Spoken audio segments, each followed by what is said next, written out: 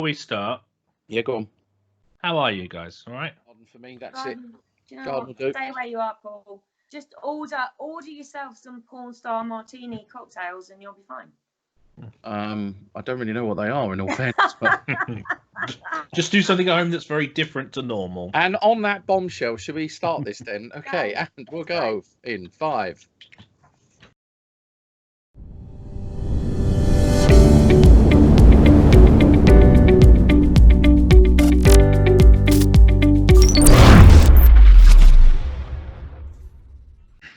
Hello, everybody, and welcome to another E5 podcast. I'm your host, Paul Meenan, and I am joined by my regular tag team partners. Please introduce yourself. Hello, I'm JW. And hey, it's David here, Sparky Ninja. And today, chaps, we have another special guest, someone who's not unfamiliar to E5. It's Lady Karen Boom herself. I always call you Lady Boom, just as a mark of respect, because the first time I ever met this woman, she sat on the conversation couch. So I'll put the link to YouTube if you want to know a bit more about her. But Karen, welcome to the podcast. Tell everybody listening or watching just a brief summary of who you are and why you're here today. Thanks, guys. I love you to bits. And who am I? Well, I am Karen Boom, obviously from She's Electric, and I feel passionately about the sparky industry. I want to be an ambassador for not just females in the trades, but any young person that wants to consider being in a trade. Why are we here? What are we talking about? Why we're here tonight is because there are a lot of women, it's come to my attention, that are basically being let go in the commercial sector, and they want to know how they can make the switch into the domestic sector. And also, I do feel that the domestic sector is a fantastic place to be for a woman, because we have traits, we have compassion, empathy, and for any lady considering a career in the trades, domestic is, I just think, where we should be. So let me chip in there. So I did my apprenticeship, obviously industrial, commercial stuff, but the minute I got the chance and I left that, and I was, it's well known that I was doubling up when I was younger because I needed to earn money to get a mortgage, but I did domestic, and I thought, I was very arrogant. I can do domestic, and it hit me like running into a brick wall. It was almost like serving another apprenticeship. I was very lucky though, because where I went, I had my fundamental principle knowledge, and I was taught, and I was able to adopt and just absorb very quickly. It's always been a skill of mine. But domestic I loved. When I was working with British Gas doing Central Heating Wiring, every day go to someone's house. You just had fun. You had good engagement. It was actually, I know this sounds really weird, when I worked at British Gas, having grown up in Tottenham and have been stabbed and everything else, it was that one job that made me realise there were tons of wonderfully decent people left in society, because nobody, I don't believe, generally is born bad. It made me, the domestic sector was fun. It was nothing short of fun. It was bloody hard work. And I genuinely think on days it was a hell of a lot harder than industrial, because there'd be days on domestic you could do a 4 or 5 hour day and go, hooray. There'd be other days where you're fitting in a 15-hour day of hell, and you're exhausted and you're aching. You're going to bed taking tablets for pain, but it's a mixed bag. And I did both in my apprenticeship. I did the domestic and the industrial and commercial. And I think, going on from what Karen's talking about, obviously with having a lot of people contact her who are having issues in the commercial, it does make sense that probably there's a lot of old-fashioned institution behaviour still in the commercial industrial, which is a lot easier to flush out in the smaller domestic, because in the smaller domestic you can have a small team, a small community, and you can work from one client to the next, whilst when you go into a much larger corporate organisation where there's a lot of old boys, let's say, or an old-fashioned attitude which may not yet have worked their way out. I'm not going to say that I've experienced them, but I have definitely heard or witnessed, negativity in women's direction amongst men at work with conversations and stuff. And so I can completely see why Karen thinks the domestic sector could be a great direction to recommend women train to actually go to. I think, me personally, I think it's a safer place to work, to be honest. Although weirdly enough, I've gone round and worked on installations where I've knocked on the door, the guy's opened the door, and he's come in completely bollock naked. Excuse my language. And literally said, "All right, mate, in there." And I've been like, "No, you're naked. You're literally completely naked." And the guy's going, "Yeah, just in there." And I'm like, "No, mate, put some clothes on." It's Mate, when I worked in social housing, that happened to either genders. To be fair, answering the door. really? I remember one lady. I was doing an EICR, an old periodic. She got out of bed to let me in, and she went back to bed. And I had to go into her bedroom to the ceiling rose and take a ZS test. I asked her please to get out of bed because I didn't want to get a ladder and lean over her in bed. And the people who sent me, they just basically go do the work. And I was like, okay, I'm going to limb this. And you know, and there are many people, especially in social housing, that in the daytime don't necessarily get up and do the day. They could kind of just mess around. And I actually thought you were going to start telling us a dirty story there, Dave. No. I thought I was going to go very dark and naughty. No. But I often took photos of observations on EICRs. Oh, yeah. Okay. And that one needs to say I couldn't get the camera on that one because the house was a bit of a mess. But yeah, so no, it works. It works both ways when you're working. So in fairness, I think we've all got stories like that. I worked in one estate in Westminster where the lady there was quite playful, to say the least. I'm going to stop that story there. But what I'm going to do is flip it onto John Ward immediately. Hey, John. John, you do domestic. Any stories or thoughts or scandals you want to confess? Well, not scandals particularly, but yeah, the people not getting out of bed is a thing. Yeah. Yes, it's a thing. I'm not sure why that is, especially when you've like told somebody the time and the thing you're going to be arriving, so they know full well you're going to be turning up for doing whatever it is, and then they seem surprised when you turn up at the time in question. So yeah, that is a thing, and whether that will affect women differently to men or not I don't know. But it is something to be aware of, that certainly in certain types of housing, people not getting up and not wearing clothes and that kind of thing, it does happen. Can I offer one piece of advice to people? It's the one thing I took away from domestic, regardless of whether you're a man or a woman, and that is when you turn up to someone's house and they're all friendly and smiling, they want to make you tea, and they go, "Oh, could you, while you're here, just do me a little favour?" Okay, I went into one lady's house, and it was the "can you do me a little favour" was my husband has laid all of this cabling around the upstairs, and what he'd actually done is pulled cable in a form of a ring main, but didn't bother putting it under the floor, and just told his wife, "Get the electrician to chuck it under the floor and into some socket boxes before I get home," which, as you can imagine, it's a day's work of drilling joists and running cables. But so if anybody does say, "Could you do me a little favour?" just hesitantly say, "Let's see how we get on. Let's see how we progress with the work I'm here for." Never ever agree to it, because I have been burnt by, "Yeah, I'll have a look." And the minute you go near it, it falls apart in your hands and you're there for hours. So just a bit of heads up advice for anyone in domestic. Right, moving on. So I'm gonna tell a story about the first lady I met on a building site, because she married one of my good friends, actually. So I worked on a job, I think it was Roding Valley London Underground rewire. And I remember walking onto the site at night, and these blokes came running up to me and going, "Hey, Paul, and what?" He went, there's excuse my use of the term, there's a birdie. I went, "Oh, all right, calm down. There's a birdie." And I was like, "Right, okay, well, it's a railway station. There's lots of ladies here." And he went, No, she's working." And she was an electrician's mate, and she was training as an electrician's mate. And she had every type of ism you could have thrown at, sexism, everything. It was awful. She was treated like dirt. Long story short, she's now a client for London Underground. She went from being an electrician's mate to an electrician to a supervisor to an engineer, and then a client's rep, signing off works and inspecting works. And she takes no shit from no man ever. And funnily enough, one of my very, very good friends, she married that man. So there you go. That's my positive story. Oh, okay. Let's bring this back to what Karen said at the beginning then. So remind me, Karen, you've been in the industry over 10 years now, haven't you? Yeah. About 10 years now? Yeah, 10 years. Yeah.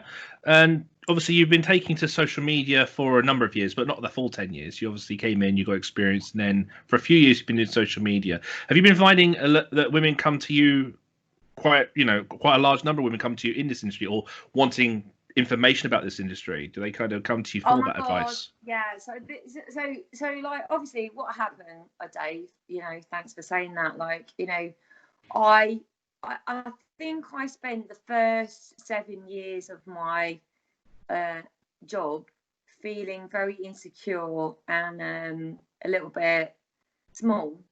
And then I just thought, and most of that was due to the shit training that I had, because I was taught to pass exams, not necessarily to gain knowledge. So can I tell you what my turning point was? Right. So when I originally trained, and I trained to the 17th edition, I was basically told most of the answers to the 17th edition questions, even though I'd already done the mock and got 100%, right? But I still doubted myself, and I was given the nod to the answers. And then when I had to resit the 18th, I shit myself because I thought, well, bloody hell, how am I ever going to pass that? So I went and sat my 18th edition exam and aced it, got 90% and thought, oh, well, actually, fucking hell, who knew? Who knew? I actually do know what I'm talking about. And it was actually after that point that I just thought, right, I've gained some credibility. I do actually know what I'm talking about. I can actually relate to women in the industry that just they don't like women in this industry. It's not even like we're taking men's jobs. It's just all we want to do is be accepted as equals. That's all we want. That's all we want to do. Does it really come to you as if you are taking men's jobs then from people in the industry? Yeah, there are some. I do sometimes get DMs that say, what the actual fuck. Yes, like. There are arseholes out there. There are arseholes, and there are very big egos. But anyway, so in answer to your specific question, though, I've literally had in the past 2 weeks 20 messages from women that are just going, can you help me? I don't know, I really just want to get on in this industry, but I'm a little bit lost. I mentor so many people, which I love. And that's why, why I'm here on social media. I'm not going, look at me, I'm so amazing. What I'm here, I just want to be here so that other women can, because you can't, my massive motto is you can't be what you can't see. I want people to see me and go, oh, yeah, that's what's possible. I can do that. Because with the right support and the right connections, you can do whatever you want. I think with domestic, if you don't mind me chipping in, Karen, domestic is such a varied route. I mean, years ago, and this is probably some of the advice that we need to give out here, is years ago, and I'm talking 20 odd years ago, when you were an electrician, anywhere you went, the person who might be an electrical manager and engineer and say, do you have your part 1, your part 2, or your A, B, and C? So the qualifications framework was very, very simple. It was, they'd say, do you have your gold card? Do you have your gold card? Have you done your part 1, part 2? Or if you're a bit older, it was your A, B, and C certificate. And then there was do you have a 2391 or other courses, 2 for 100, depending on what you were doing. It was a very simple, easy way that anyone in this country could understand where that person were in their journey of qualification. The word learning was never used. I never remember 20 years ago using the term learning journey, or people saying, where are you in your learning journey? It's, are you qualified, mate? Do you got your gold card? And what grade are you on your gold card? That was about all people asked. Fast forward to now, I mean, I can go on a certain website for a certain training organisation who I will not name, because I will not share any money with them. And they have these pathways, which I personally think are wrong, because they allow you to get, in 1 year, you can get yourself an NVQ with an AM2, which effectively then will qualify you to apply for your gold card and make you an electrician. But they do them in 18 days, 5 days, 24 days, 33 days. They do modules. And these modules, to everyone working who's done at least 3 or 4 years, there's a reason why people have done 3 or 4 years. It's the term serving your time. Yeah. Competence comes from skills and knowledge gained, practiced and applied over time. In 1 year, Karen, you and I both know there's so much in the domestic sector. You're genuinely not going to get the full diverse range of installs to be able to call yourself competent to do the full suite of installs. That's why it's done over years. I had a gentleman message me on Instagram a few days ago. He's in the heating industry, and it was I think it was Nick Bundy who actually recommended he contacted me. And he basically said, I'm thinking about retraining. I said to him, okay, look, are you looking to go into the commercial industrial? Then you're going to look at the 2365 or 2357 or the domestic. He said, well, the domestic industry is a bit more interesting. I said, well, to be perfectly frank, training is still there, but it's going to have so much adaptation and growth in the next 10 years with smart homes and stationary power supplies and prosumer. It's a very, the training has not yet been created, though. To actually map this, but the domestic is a great sector, and it's going to aggressively evolve over the next few, maybe 5 or 6 years. And he came back. He said that's exactly what I wanted to hear, because he goes online and the training looks like it's 20 years old. It's not modern. The training strategies are not modern. So they'll go to these companies like what you've just mentioned, Paul, where it looks modernized. It looks like it's up to date because it looks Marketing. great. Yeah, but fundamentally. And I said this 2-3 years ago when I put the 18th edition content out there, because I worked with companies and they would all be training to pass. And for the learners on those journeys, when they achieve that success of the exam, that's it, done. And then they can't move forward. They can't progress. And as to quote Karen Boom, they may shit themselves the next time because they haven't got that confidence in where they are, because they've been told where they are. Yeah. And their assessments told them they're ready. And again, this is I did the webinar just the other day with my dad and stuff. We're looking at 2396. The training itself has to change, and a lot of E5's focus is on training right now, because if training doesn't change, then it's going to allow for these companies to compress training, to guarantee passes. We saw this one, was it 22 days or so for an EV installer from scratch? Yeah, there's I think it's 23 or 26 days to be able to fully install electric vehicles from scratch, which is fundamentally flawed. No. No. Right. So true story. I'll compress it as much as I can. But this guy contacted me when. Can you move a socket from the back of my garage to the front of my garage? I went, well, yes, of course I can do that. Yeah, can you give me a quote? Well, yes, I can. So I turned up at his house. He went, yeah, because I'm going to be plugging in my electric vehicle. And I went, oh, well, that's interesting. So it's not just a standard socket then. He went, well, what do you mean by that? And well, I said, well, it's got to be a socket dedicated for electric vehicle charging. And he said, well, what do you mean by that then? I said, well, right, what vehicle are you getting? He said, I'm getting a Mitsubishi. So I said, right, okay, give me 24 hours. So I went home and I contacted Mitsubishi.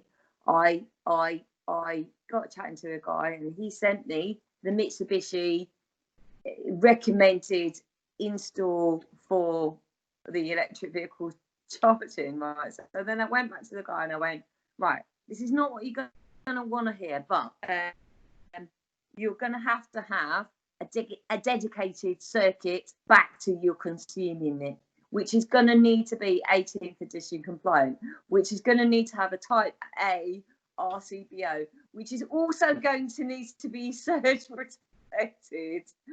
And he went, oh, well, you're just trying to make work now. And I said, well, no, I'm not actually. But what I'm trying to do is validate your battery, because like if your battery goes to shit, and you haven't followed the manufacturer's instructions, you'll be fucked. A, but B, I am a fully qualified registered electrician, and if I don't follow the manufacturer's instructions, my insurance will be fucked to shit. And why would I want to do that? I said, I've got a code of conduct. Mitsubishi have got a code of conduct, and this is my level of integrity. Either you want to work with me or you don't. And he was like, okay then. So you're going to come and put me in these boys? And I said, well, yes, I am. But what really pisses me off is that the guy that sold you this vehicle didn't say anything. Told you that you could just plug it in, and actually you can't just plug it in. And guys, E5 guys, right? Don't get me started, because I know we're not here to talk about electric vehicle charging. That's a whole nother rant, and let's do that another day. But it does seriously piss me off. I think we should chat about EV after Amendment 2 comes out, because I'm sure Amendment 2 will probably piss a whole new raft of people off anyway. So let's wait for Amendment 2 to come out, and then we'll hopefully have some sort of defined, this is the right way of doing it. Because every time I think about EV charging, I go, what is exactly the right way of doing it anymore? Every time I think about EV charging, I just go, rah! Yeah. We've seen just this weekend the issue with Kia. Was it shorting 2 phases out or something? And I said in our WhatsApp group, I said, this is the problem when you have lack of standardization amongst new technologies, where we've got cars having their own strategies, we've got charging points having their own methods, and if there's no standardization across the board, somewhere it's going to get ballsed up. And clearly that's what's happened with these cars. Where was that again, John? What was the linking? Was it Hyundai, My Energy? Hyundai and Kia, wasn't it? Hyundai and Kia, I think, yeah. Yeah, so there's a... Go on, John. Yeah, they haven't said exactly what the deal is, but it appears that particular car or set of cars has got 2 3.5 kilowatt charging units in the car. Mm-hmm. And when it's in a 3-phase charger, it connects one to each of the 2 phases.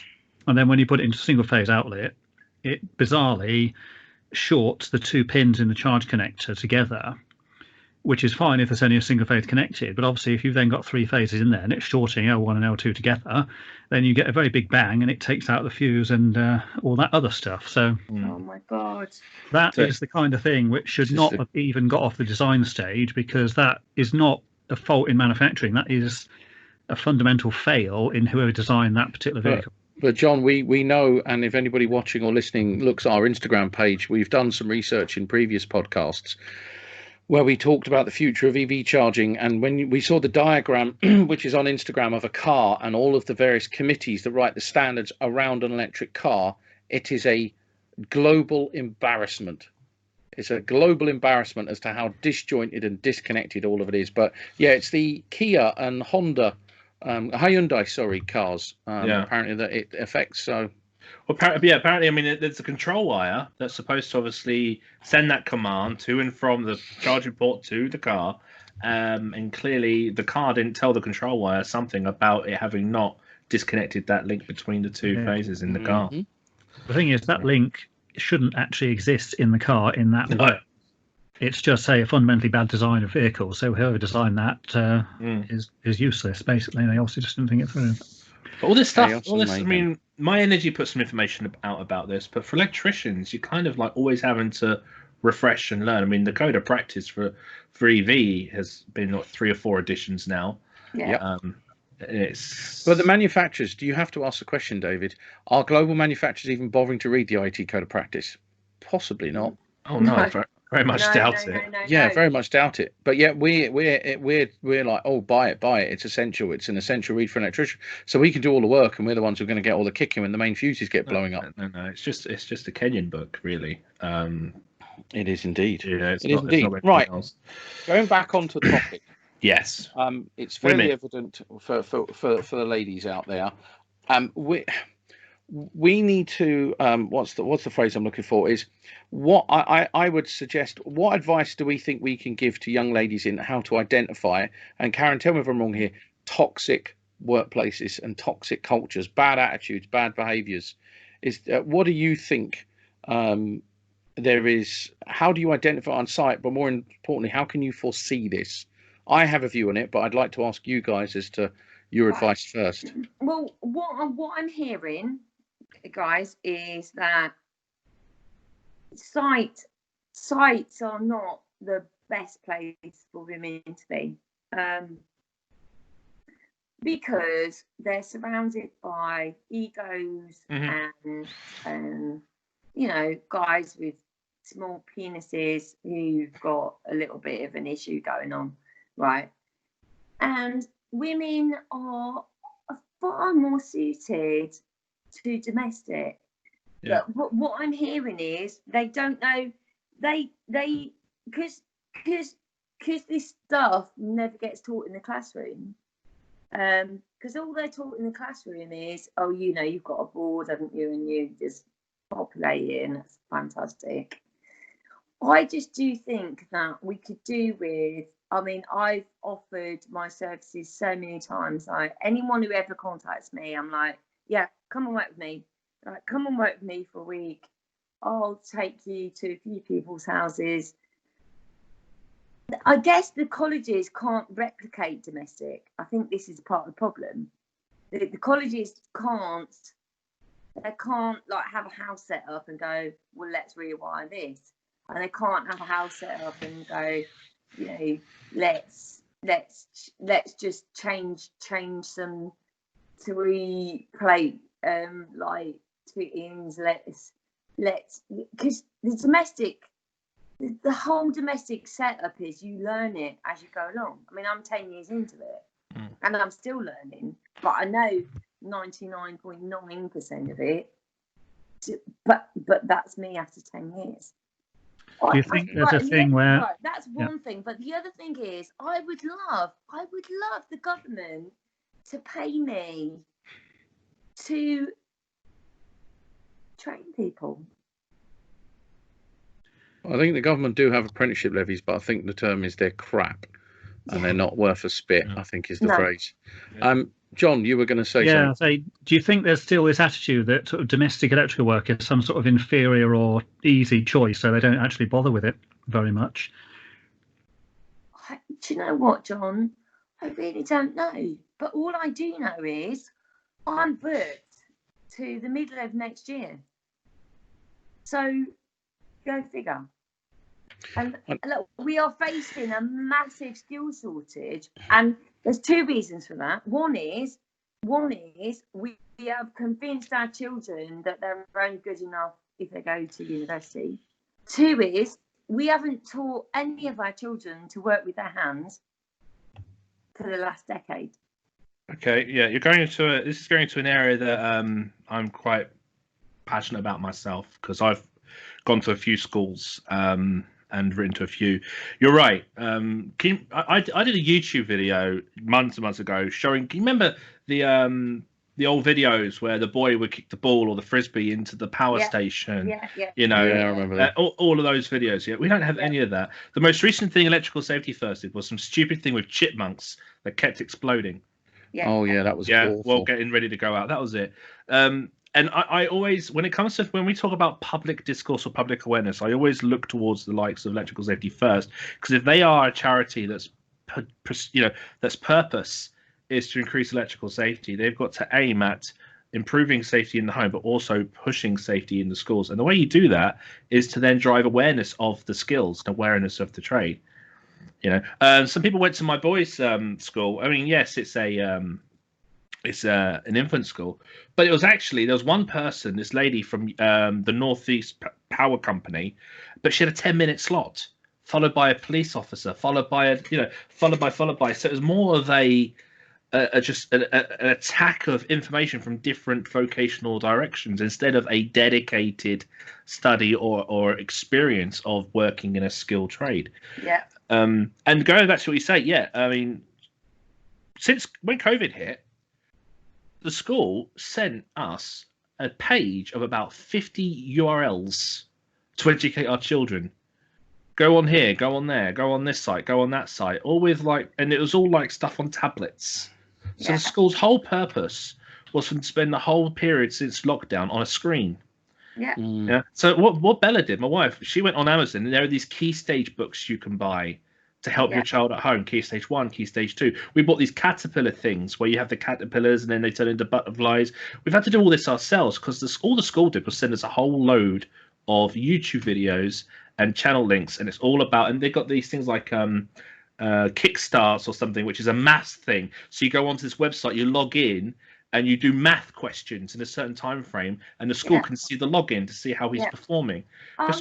It's all on screen stuff, and that's great. Yeah. But Dave, like I don't have a maths qualification because when I went to school in a teacher's strike. When I was supposed to be doing my GCSEs, it was teacher strike, and there was no teachers. Right, so I've got a maths qualification, but I still don't know whether I'm better off doing bog off or 3 for the price of 2. and actually, in my job, that doesn't really fucking matter. No. I'm just like, all I need to know is how to do volt drop, how to do the adiabatic qualification, and then if I don't know the fucking answer, I'll ask Twitter. So who cares?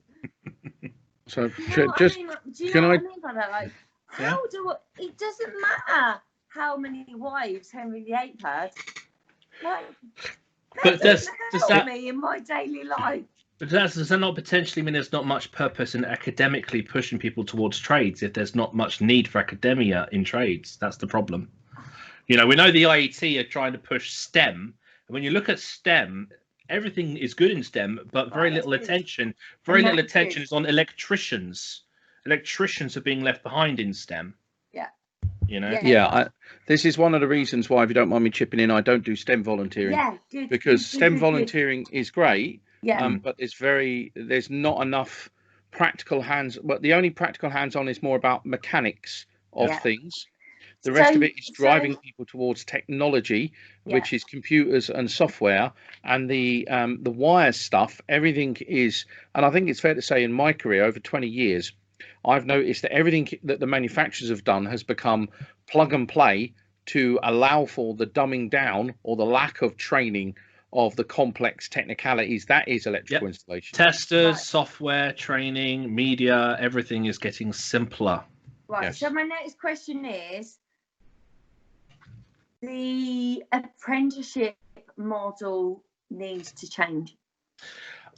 I did a talk. Where were we? Were we talking to the guys at Electrium? I think it was Electrium. Where I basically said, with regards to the whole training infrastructure, I would burn it down and rebuild it. Yes, you did. Yeah, because it needs. You said that at Alex as well. That is what needs to change. Yeah, the apprenticeship model needs to change. Why would my highly intelligent daughter want to be an electrical apprentice for 5 years, earning shit money, working for shit people, doing a shit job, and be treated like shit? Well, she wouldn't. No, can I just chip in here? One, Karen, if you can look at the screen, that would be good. Go. Sorry, right. So one thing, just playing devil's advocate here.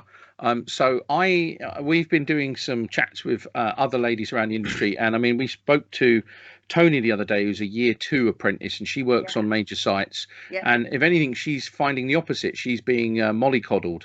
She's being, arms round her, looked after, specifically taught and developed, and paid well. Well, no, she's a learner, but learners generally don't get paid well, sadly, because that's part of the torture of people taking the time to learn. Yeah, she is. She's really enjoying herself, and she's being luckily. And that's the thing. I don't want to take this away from learners. Is there's lots of good sites out there with good people on them, and just going back to that earlier comment about what advice. For me, there's 2 things. One, anyone who seeks to get into this industry in any way, shape, or form, do not be afraid to state your case at the start. Yes, you want a job, but they will employ you including your attitudes, your behaviors, and everything about you and your passions. Your passions will make you a fantastic worker. Your attitudes will make you a fantastic worker. But you have to be very clear, because there's enough people now telling horror stories where you say, listen, I'd like to come, I want to learn, but I don't want to be a general labourer. I don't want to be a dog's body, and I don't want to be made to feel uncomfortable. And I would genuinely say to any lady getting in the industry that you set your stall out in the interview, regardless of how urgent you want this job. You've got to be honest from the start, because obviously the lady you described sounds like she got treated really badly, put in a horrible situation that no one wants her in. The other piece of advice I really do want to get across, and that is, we get asked, every one of us, what training course can I do? An NVQ? What about a level 2 or 3 2365 diploma?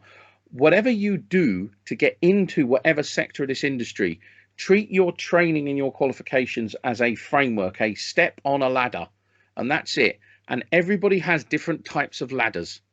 Okay, everybody's going to have different journeys and experiences when on them ladders, and every single step up you take, it will be different from any other lady or any other man. But the importance is the recognition of what you have learnt and your ability to use it and apply it. And that's when you become consciously competent, and no gold card will tell you whether you're good or not. This is why we fundamentally disagree with the gold card. You will know when you have attained a level of confidence in conduit, tray, trunking, when you can explain an RCD, when you can explain it to a consumer in a very simple manner. That's when you start to be able to reflect on what you've learnt, and the use of questioning and peers for knowledge and advice is absolutely key. Our industry has loads of grey areas and lots of gaps, and that advice and those undocumented things we're terrible at. This is why we're spending our time. I mean, Christ, we've just developed a webinar just to do coding on D&O intakes, because it's now become this thing where everybody's talking about and asking questions, and the goalposts have moved. Doesn't help when we started talking about it so much, mate. Yes, yeah, right, okay. You know what I mean? But it's about trying to share that engineering judgment, that thought processes, and that older knowledge. And that's really key. So for me, when they say what qualification is, no, what framework are you putting yourself on? What ladder do you want to climb? Slightly different mindset, I know, but it does work for me anyway, in my brain. Yeah. But that's my advice. Did you have a response to that, Karen, before I said anything? Sorry. No, my only response is, it's just,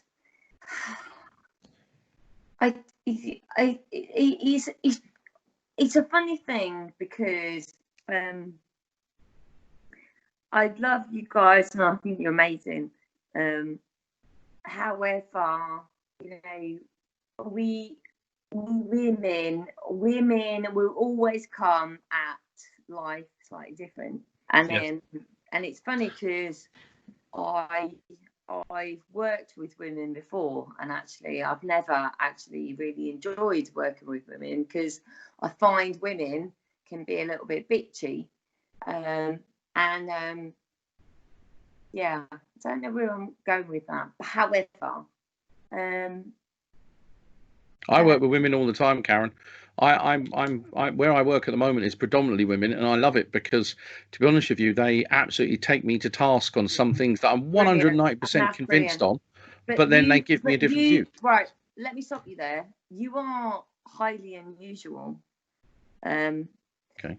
And it's great, I love you guys, because you champion the woman, and that's good. So yeah, I mean, in response to your original question, Dave, it's good. What I would love for the ultimate outcome of this podcast is I want to put this out to the women out there, that hope's not lost, and that's basically it. Can I be perfectly honest? Go. Okay, I've had about before my involvement with E5, I was already doing my Spark Ninja stuff, and ever since before then, I've had apprentices come at me all the time saying my training's this, my experience is this, and it's absolutely exhausting when all you want to do is help people. Yeah, it is. I have been asked a number of times to create, like I have my Sparky Ninja groups, and I've been asked to create little communities for women. And I said to myself, that it's not my place. It's not my place to do that. Okay. It's not Sparky Ninja's place to say to women, here's a place for you.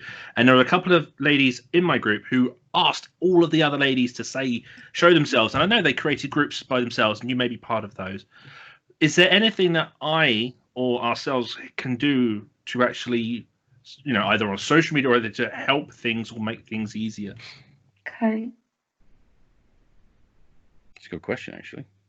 Because, we are not women, and we will never understand because we're not women. Yeah? It's a valid point. But sorry, was that a serious question? You were just asking. I want to, because I don't want to go, here's the Sparky Ninja women's group. Because, it's not up to me to say women need a group. It's up to women to decide what's best for themselves, but it's up to us to listen and to make sure that we don't fuck this up. Right. Do you know what? Yeah.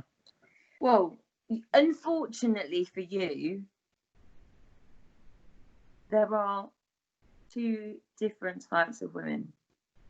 Right. So I'm gonna just hit you with this, and you're just gonna have to take it. Right. Go for it.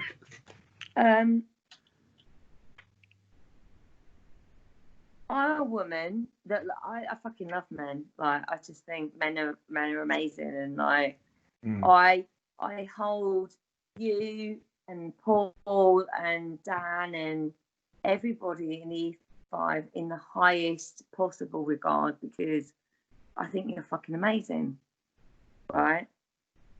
But then you've also got to accept that there are women out there that think they're better than men, and they're just angry.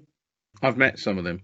Yeah, and they're just fucking angry, and they just want to go, men, they think they're fucking weirdos, and like, I'm better than them. And unfortunately, you're going to encounter that. And the only advice I can give you is to go, hands up, yeah, whatever, I love, right? And in the same way that I would do, like, I don't enjoy the company of women, and do you know what? It's weird, because I was having this conversation with the Warriors yesterday. I was like, you will see on my post that I am a member of Warrior Women, and it's weird that I am a member of Warrior Women, because I don't usually do women things, but that's an exceptional group of women, so I'll end that there. But I also wouldn't I would never also be a member of E5, because there are some women in E5. Yeah, isn't there? Like, you've got some fucking members that are just like, I'm sure you're just like, oh my fucking God. Like, where did they come from? Well, I don't even know how many members there are, to be honest. Well, technically, you know what I mean by that, Dave. And yeah, I know. Ninja, like, I've seen. Oh, the Sparky. You have to keep weeding people out, don't you? We've had to flush the Sparky Ninja group a number of times. We've flushed many times, yes. Yeah. But it's true. It's true. There are very strong characters in there, and you try to be as as fair and as understanding as you can. Yeah. People just like to make a lot of noise though sometimes. Yeah. And a lot of that noise is made through fear as well, to be honest with you. And that's right. Anybody that, in my experience, anybody that wants to make someone else feel shit has got their own self-esteem issues going on. Simple as that. Yeah. But if you've got low self-esteem, what you're going to do is you're going to make someone else feel shit. Oh, I mean, we've seen that from both sides of the gender scale, there, haven't we? We have.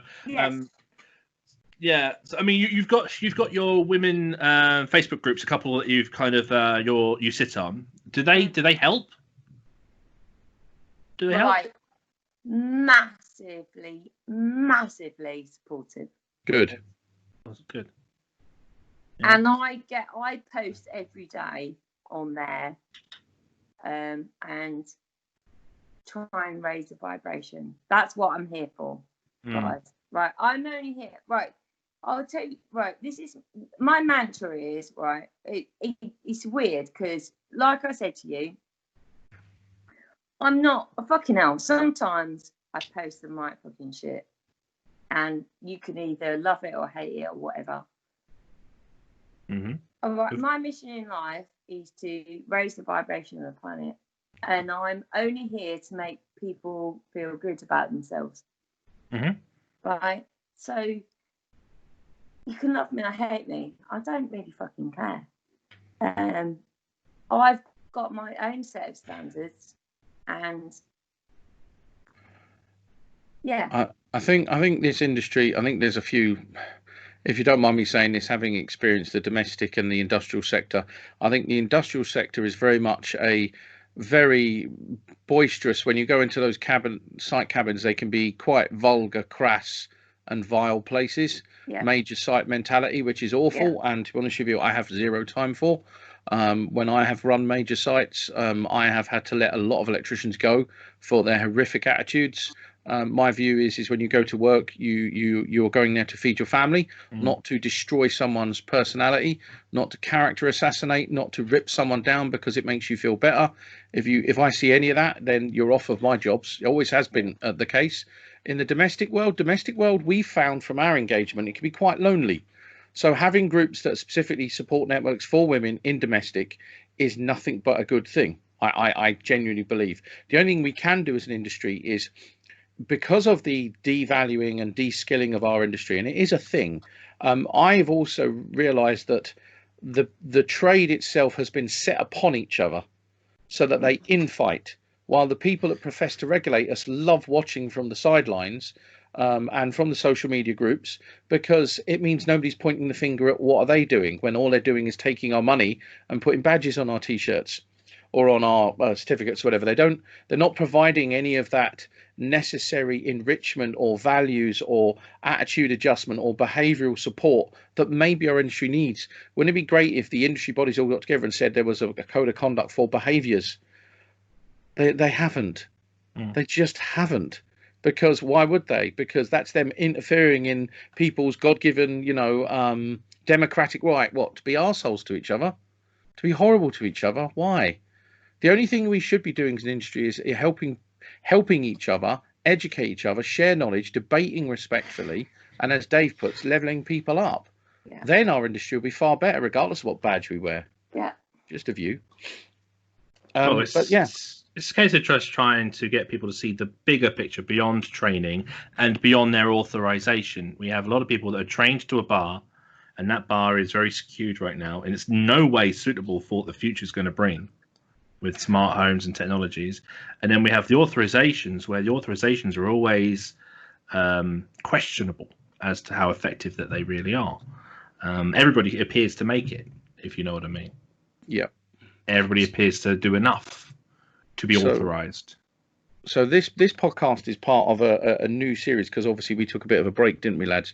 So one of the things I want to do in this is, we've recorded some already where we've done the good old-fashioned techie ones, but I wanted to do something slightly different where we get some inspirational people on board. So this one here, once this is edited, Karen, and if you're happy with it, we'll send you the link and you can put this in the Facebook ladies group. But there's other ones with other inspirational ladies who are leading parts of our industry, who are successful in their careers, coming off the tools and into management supervision, and women in different parts of engineering that I've asked to come on and record, and just to be a good old message for the girls that the world's your oyster.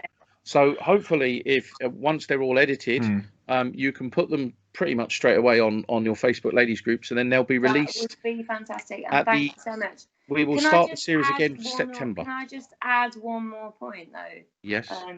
Is that part P is fucking pointless. I smile when someone brings up part P, because I just know the lyrics. I would just like to add that part P is part fucking pointless. Like, what the actual fuck is that all about? And I don't care what anybody tells me about how they feel about like how relevant it is, it's fucking pointless. Right, so if you can weave that in somewhere, that no, great. Karen. When it first came out, it was brilliant. But then afterwards, 2 months, they withdrew it. They withdrew it because it required individual competence, and they got rid of it. Which means it never worked at all, because obviously it took a few months to strategize. It was Part P that actually changed my direction in my career, because I was delivering training, and then suddenly Part P came out, and then Part P training came out. And I started trying to handle and control Part P training, and I suddenly was wrong about training. And training now was 5 days. Yeah, I had people authorized into electrical industry within 2 days of their regulations course, and it was all about numbers. And you're right. I think obviously the flip side of this is obviously Part P has allowed a lot of people access to this industry. Yeah. And so those people will always support the Part P. And there are tens of thousands of them out there, Karen, who are very proud to be Part P installers and see nothing wrong with it. This is where we need to, no, on a serious note, this is where we need to actually respectfully engage them and re-educate them, because they won't know any better. And this is one of the things our industry's got to realise, is there are people authorised into the trade now who all they want to do is feed their family. So we need to find a way to adapt this industry to accept everyone, no matter what level they're at, and make sure everybody can come up to a common bar over a period of time and support each other doing it, rather than kicking each other. Because to be honest with you, it's just too much wasted negative energy. Yeah. And the biggest, I mean, it's the situation. The situation has got to the point where the government don't want to do any work that costs them money, and they rely on UCAS accreditation of the CPS to handle the problem for them. And as long as they're telling UCAS to do their job, then what the CPS do is not the government's fault, it's UCAS's fault. So there's a lot of passing the buck. Yeah. And it's getting rid of the problem. Now, the CPS are obviously accredited effectively, and they create strategies and they decide amongst themselves what happens.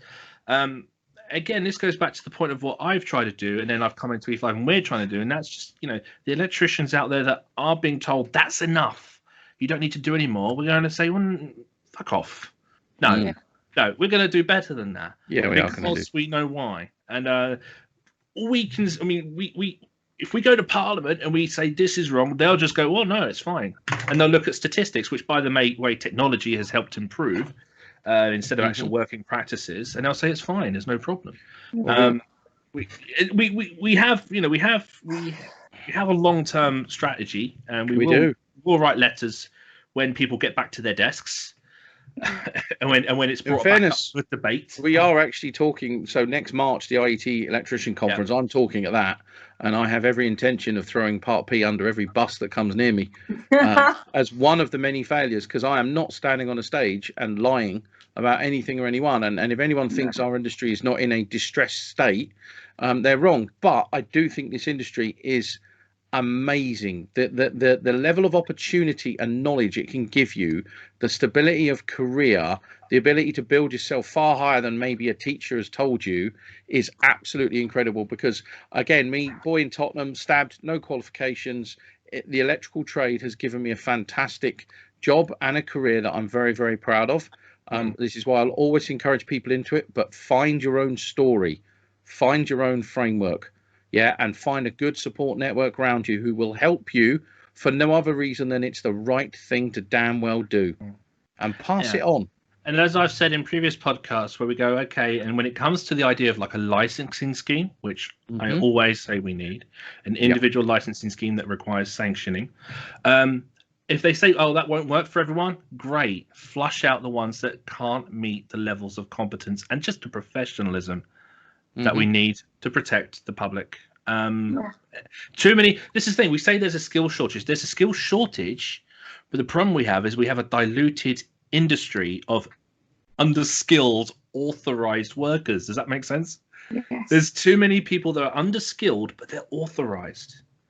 And think about, that's the problem we have. We have a diluted market. And so you have people that want the work done properly, and we have too many people who are authorized to do it incompetently. Oh my God, yes. And, I just resonating with what Dave said, I left school, didn't know what I wanted to do. Fucking hell, I'm so underqualified on paper. I fucking love my job. And I'm a part P fucking Sparky. Go me. I'm not the fastest electrician in Billericay. But you're fully booked until the middle of next year. Yeah. You're doing something right. So there you go. So now get me. Do you know what? And I'd love to train more people.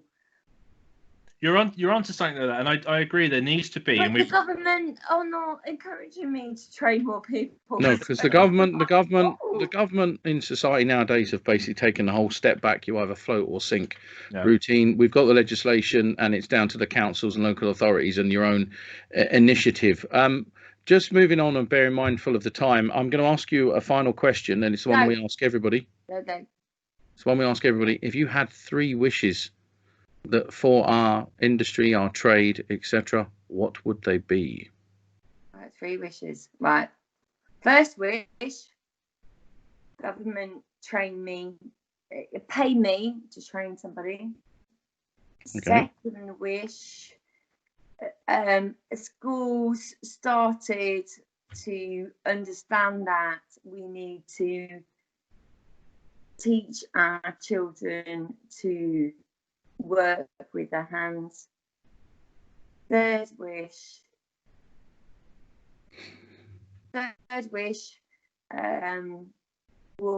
would be for the schools to actually teach